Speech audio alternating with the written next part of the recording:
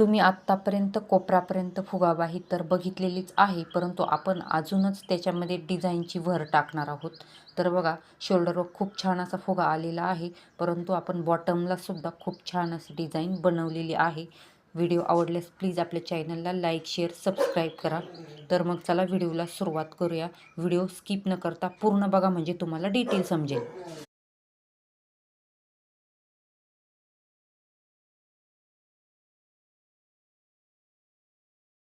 तर विशेष म्हणजे मी सगळ्या साईजसाठी मेथड सांगणार आहे. तर बघा, हा अस्तराचा कपडा आहे, डबल फोल्ड अस्तर आहे, इकडनं बंद बाजू आहे, सगळी मापे मी बंद बाजूकडनंच टाकणार आहे. तर मी इथं 2 लाईन ड्रॉ करून घेतलेल्या आहे आणि वरती काही जागा सोडली आहे. तर ह्या 2 लाईन कशा ड्रॉ केल्या ते आपण सर्वात आधी बघूया. तर आपल्याला सगळ्यात आधी नॉर्मल कोपरापर्यंत बाही कटिंग करून घ्यायची आहे. तुम्हाला सुद्धा आपापल्या छातीच्या मापानुसार नॉर्मल कोपरापर्यंत बाही कटिंग करून घ्यायची आहे. तर मला नॉर्मल कोपरापर्यंत बाहीची उंची ठेवायची आहे 8.5 इंच. त्याच्यामध्ये मी पाऊण इंच एक्स्ट्रा घेतलेला आहे.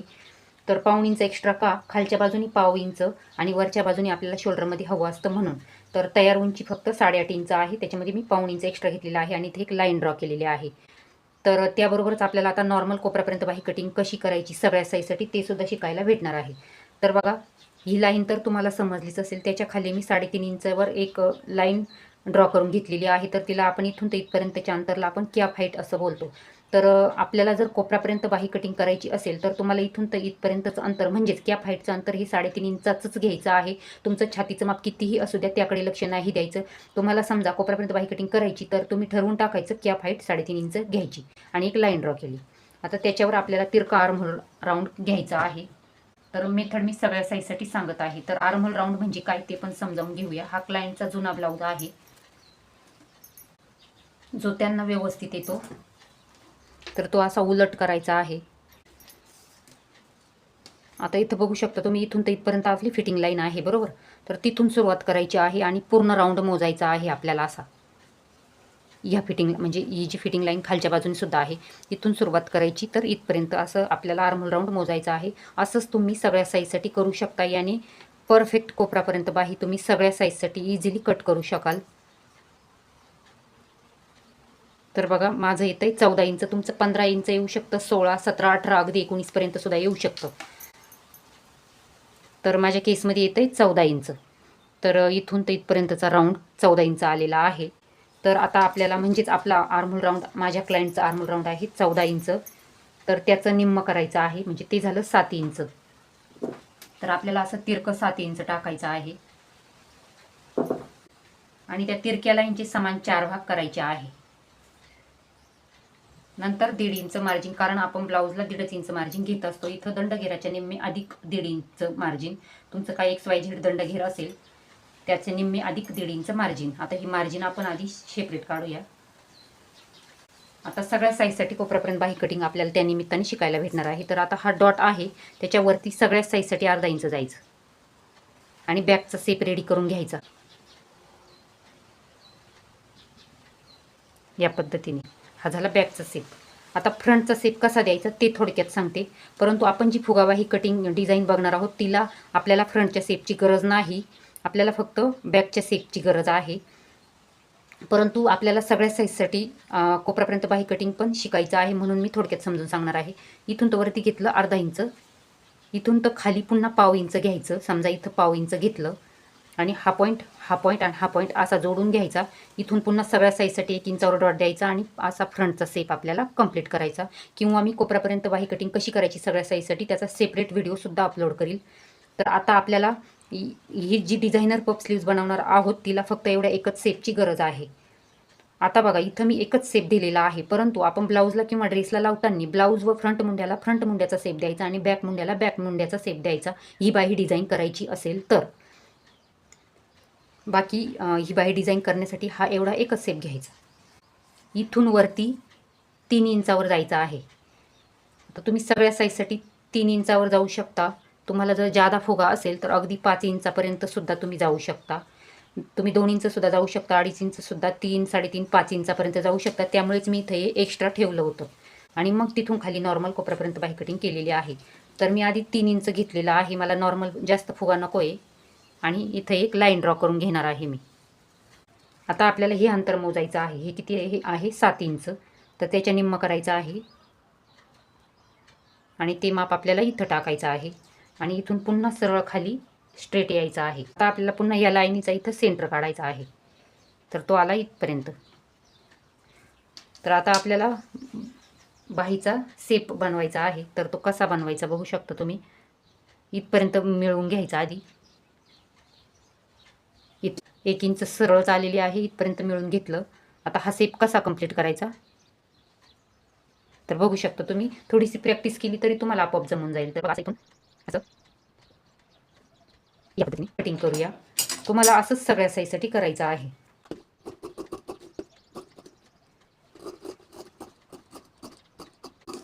इथं सेंटर नॉच काढून घ्यायचा आणि इथं पण एक नॉच काढून घ्यायचा. इथं आपण एक सेंटर काढला होता इथं त्याचा. तर चला आता आपण याची शिलाईसुद्धा बघा. तर बघा, हा ब्लाऊज पीसचा कपडा आहे. ही सुलट बाजू आहे, ही उलट बाजू आहे. त्यावर मी अस्तराची बाही ठेवून घेतलेली आहे. खालच्या बाजूने आपण 1/2 इंच एक्स्ट्रा घेतलेला आहे. तेवढं फिनिशिंगमध्ये, तेवढं शिलाईमध्ये घेऊन आपण पहिली फिनिशिंग देऊन घेऊया. तर मैत्रिणींनो, मी खूप स्लोली सांगण्याचा प्रयत्न केलेला आहे जेणेकरून तुम्हाला व्यवस्थित समजेल. प्लीज व्हिडिओ स्किप न करता पूर्ण बघा. आणि विशेष म्हणजे मी सगळ्या साईजसाठी सांगितलेलं आहे.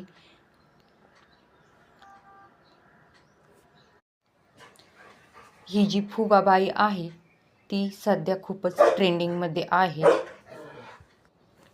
या फुगाबाईमुळे तुमचा आणि तुमच्या साडीचा लुक अजूनच वाढतो. कारण लग्न कार्यामध्ये तुम्ही सध्याला व्यवस्थित निरीक्षण करा, शक्यतो साडीवरती फुगाबाईचीच डिझाईन बनवलेली असते.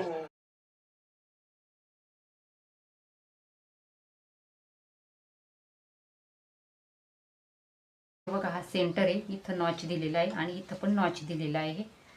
आपण आता तीच सेंटर मार्क इकडनं पण आपण खून करून घेऊया.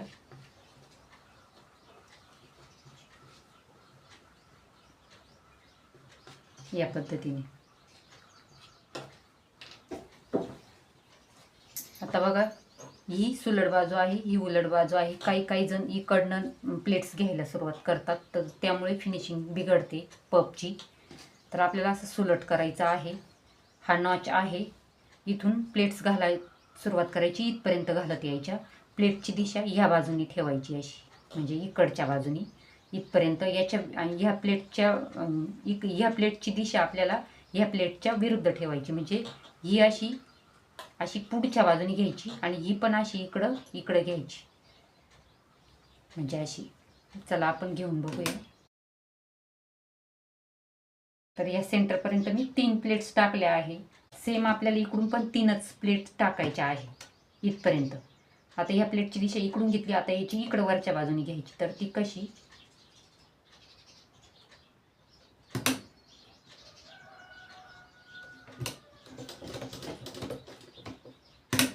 तीनच घ्यायच्या आहे इकडून पण.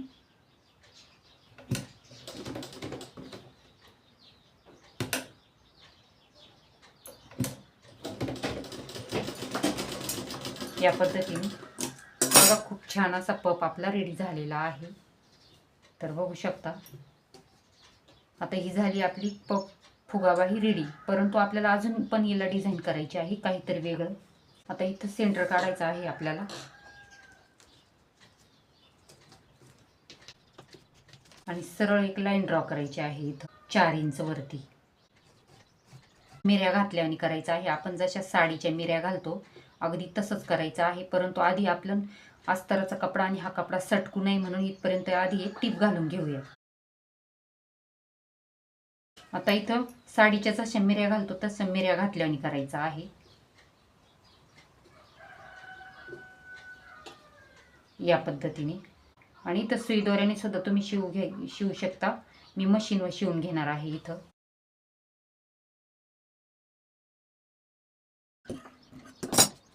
या पद्धतीने. आता इथं आपण बटन लावणार आहोत. तर बघा, आता याची मी तात्पुरती तुम्हाला फिटिंग पण करून दाखवणार.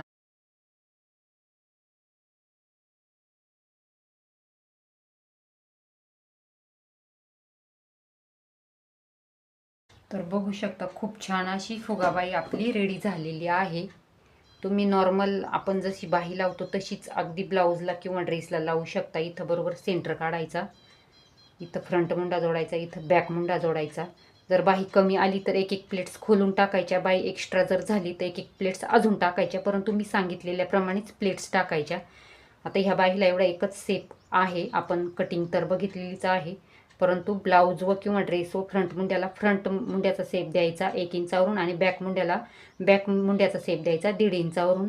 जर आवडला तर प्लीज आपल्या चॅनलला लाईक शेअर सबस्क्राईब करा.